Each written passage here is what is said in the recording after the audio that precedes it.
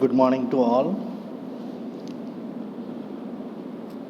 In the heat transfer subject, previously we discussing about the unit number 2, conduction, and then after we discussed the overview of the uh, chapter, and then previous lecture we discussed the three mode of heat transfer, and that is conduction, convection, and radiation. So definition and concept we learned in previously. So conduction, convection, and radiation, which is the three mode of heat transfer, and that will be we learnt using a simple example. And the today's topic is that conduction. So conduction क्या है और conduction के बारे में हम detail से study करेंगे. So in the common observation that will be some material object in heat at one of its location, then it is short while its remaining part also get heated. જેવી રીતે કોઈ એક material, solid મટીરિયલની અંદર આપણે શું કરીએ છીએ, heat આપીએ છીએ, તો થોડા સમય બાદ આપણે શું કરીએ છીએ કે એ હીટ, એ ભાગ પર હીટ જે થાય છે, હીટિંગ થાય છે, તેને ઓબ્ઝર્વ કરીએ છીએ, અને ત્યારબાદ બાકીના પાર્ટમાં પણ આપણે હીટ ઓબ્ઝર્વ કરીએ છીએ. This show that heat flow through the material object from a high temperature region to a low temperature region. તેનો મતલબ એવો થાય છે કે હાઈ ટેમ્પરેચરથી લો ટેમ્પરેચર તરફ હીટ છે એ શું થતી હોય છે, ફ્લો થતી હોય છે. So the flow of heat is transfer. Heat is this manner is called heat conduction or simply conduction. Okay, it is also called heat conduction or simply it is conduction. That means it is transferred from higher temperature to lower temperature automatically. Right? Conduction is the mode of heat transfer in which a material medium transporting the heat remains as a rest. That means material છે એ શું છે, as it is રહે છે, as it is रहे છે, but the जो material transport हो रहा है, ओके, एनर्जी ट्रांसपोर्ट हो रहा है, वो कहाँ से हो रहा है, through the material medium. Okay, heat transfer in which a material medium transporting the heat remain as a rest. Heat conduction occurs by the migration of molecules and more effectively by the collision of the molecules vibrating around relatively fixed positions. That means conduction કઈ રીતે થાય છે, તો conduction થવા માટે સૌથી પહેલાં તો કે તેની અંદર રહેલા જે મોલેક્યુલ્સ છે, બરાબર, મેટલના મોલેક્યુલ્સ, ધારી લો કે આપણે લોખંડના સળિયાની અંદર જે હીટ ટ્રાન્સફર થાય છે તેની વાત કરીએ, તો લોખંડના મોલેક્યુલ્સ છે તે એ પોતાની જગ્યા પરથી બીજી જગ્યા પર જતા નથી એનર્જીને લઈને, પરંતુ તેના મોલેક્યુલ્સ શું કરે છે, એનર્જીને એબ્ઝોર્બ કરે છે અને એ એનર્જી બીજા મોલેક્યુલ્સને ટ્રાન્સફર કરે છે. એવી રીતે પહેલા પોઈન્ટથી લઈ અને છેલ્લા પોઈન્ટ સુધી એનર્જી ટ્રાન્સપોર્ટ કરે છે મોલેક્યુલ્સ, બરાબર. પરંતુ મોલેક્યુલ્સ એક જગ્યા પરથી બીજા જગ્યા પર જતા નથી, બરાબર. તો આ ખૂબ મહત્વની વાત છે કંડક્શનની અંદર. In liquid and solid where little or no migrations occur, પરંતુ લિક્વિડ અને સોલિડની અંદર માઇગ્રેશન થતું નથી. It is transferred by the collision of vibrating molecules. એટલે કે molecules of substance are always in state of vibration. When the substance is heated one of its location, the molecules of that location receive energy and they begins to vibrate with larger amplitude, and as a result of increase in their amplitude they will collide with the neighboring molecules, and in the process they transfer a part of their energy to the neighboring molecules. This process occurs repeatedly and thus result in heat flow from one molecule to another molecule, heat flow path through the substance. તેનો મતલબ એવો થાય છે કે જે પ્રમાણે મેં હમણાં એક્ઝામ્પલ આપ્યું એ રીતે કે તેના અંદર મોલેક્યુલ્સ શું થાય છે, એનર્જીને એનર્જી મેળવે છે એટલે એ સબસ્ટન્સ શું થશે, દે ગેટ અ વાઇબ્રેશન મોડ, એટલે કે એના અંદર એનર્જી આવવાને લીધે એનું એમ્પ્લિટ્યૂડ વધી જશે, એટલે કે એના અંદર એનર્જી આવી જશે અને તે શું કરશે, તેના બાજુના મોલેક્યુલ્સને એનર્જી ટ્રાન્સફર કરશે. Conduction refers to the mode of heat transfer in which the heat flow through the material mediums occurs without actual migration of particle of the medium from a region of high temperature to a region of low temperature. So it can be a definition also, can be written as a, તો એની બીજી definition, આ technical definition આ પ્રમાણે કહી શકીએ કે conduction refers to the mode of heat transfer in which heat flow through the material medium રહેલું છે અંદર, કે એટલે કે molecules, material medium occurs without actual migration of particles. Actual migration એટલે કે ટ્રાન્સફર થવું, મોલેક્યુલ્સ ટ્રાન્સફર થતા નથી. Without actual migration of particle move થતા નથી. ઓફ અ મીડિયમ એટલે કે મીડિયમ જે આપણે યુઝ કરીએ છીએ, બરાબર, એ મીડિયમ એટલે કે આપણા મેટલના મોલેક્યુલ્સ, ટૂંકમાં મેટલના મોલેક્યુલ્સ જે છે એ માઇગ્રેટ એટલે ટ્રાન્સફર થતા નથી, બરાબર.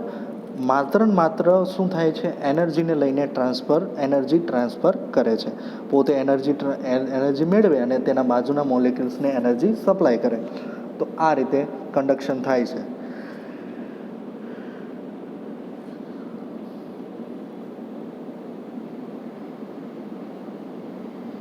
So conduction refers, okay, once again I repeat, conduction refers the mode of heat transfer in which heat flow through the material medium occurs without actual migration of particle of the medium from a region high temperature to a region of lower temperature.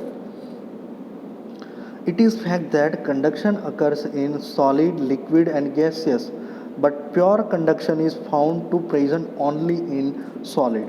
એવું નથી કે conduction છે એ માત્ર સોલિડમાં જ થશે, બરાબર. Conduction થોડા ઘણા અંશે લિક્વિડ અને ગેસિયસ કમ્પોનન્ટની અંદર પણ થશે.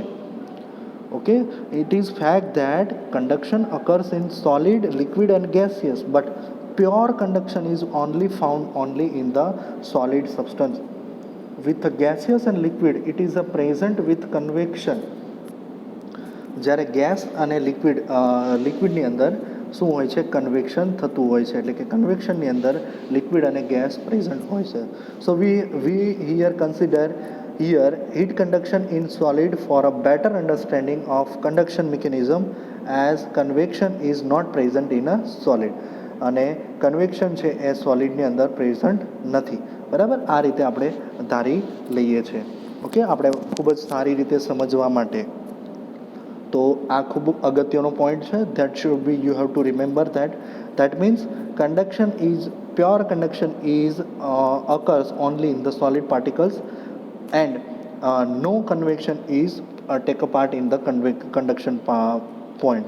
Okay, so in this chapter we restrict our discussion to steady state unidirectional heat conduction by solid. So here is the new topic, that means a steady state, then second thing is a unidirectional, and third point is heat conduction, and fourth point it is in solid. Here is the four new words. Steady state, that means એક સરખું, બરાબર, એક સરખો હોવું જોઈએ. Steady state એટલે કે stable, there is no changes, temperature હોય, પ્રેશર હોય, કોન્સન્ટ્રેશન હોય, કોઈ પણ. Steady state that is in same flow rate. Okay. Unidirectional એટલે કે એક જ દિશામાં, અહીંયા જે ડાયરેક્શન થતું હોય હીટ ટ્રાન્સફર, તો એ છે યુનિડાયરેક્શનલ, એટલે કે એક જ દિશામાં થતું હીટ ટ્રાન્સફર. હીટ કન્ડક્શન તો આપણે જોયું હમણાં, અને સોલિડ એ સોલિડની અંદર. So by steady state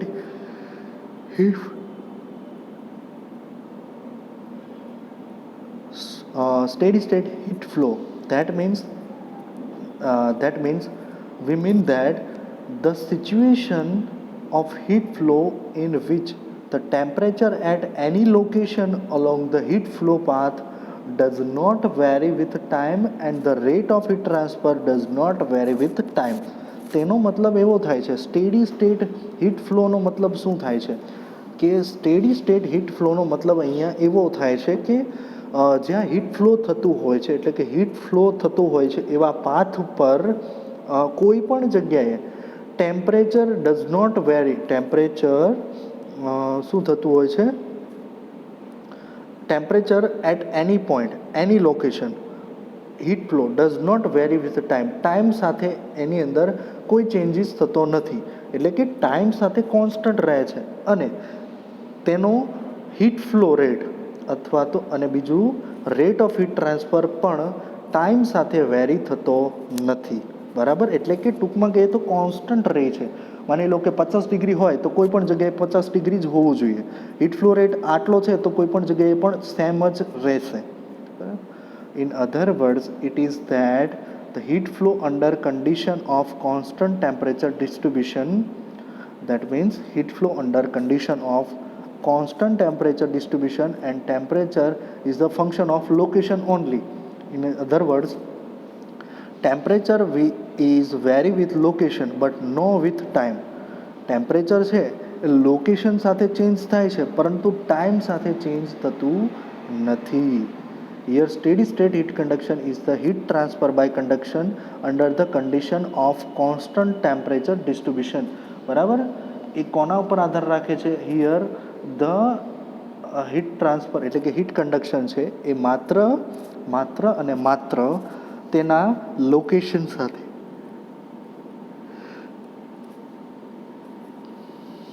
okay. તો heat conduction it is vary with location only but not with time. By unidirectional or one directional heat flow, we mean that flow of heat occurring only in one direction. તેમાં heat conduction એટલે કે હીટનો flow માત્ર ને માત્ર એક જ ડાયરેક્શનની અંદર થતો હોય એવું આપણે ધારી લેવાનું છે, બરાબર. યુનિડાયરેક્શનલનો મતલબ એવો થાય છે. In other words, along one of the axis of the respective coordinate system used, for example x direction in case of Cartesian coordination system. એટલે આપણે ધારી લઈએ છીએ કે કોઈ પણ એક ડાયરેક્શનમાં થાય, ક્યાં તો ફિર એક્સ અથવા તો વાય અથવા તો ઝેડ, બરાબર.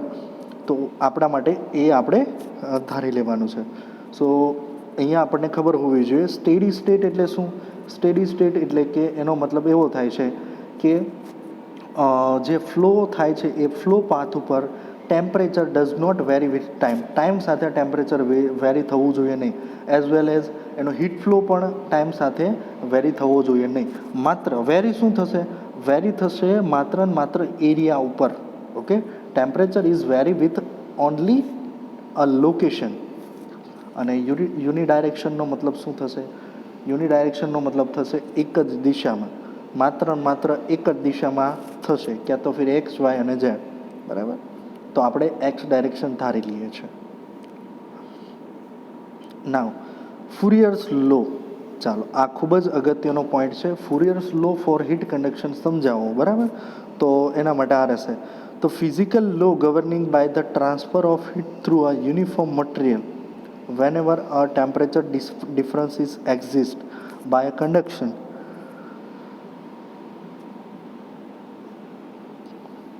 So by conduction mode was given by the French scientist Joseph Fourier. તેનું આખું નામ છે જોસેફ ફુરિયર.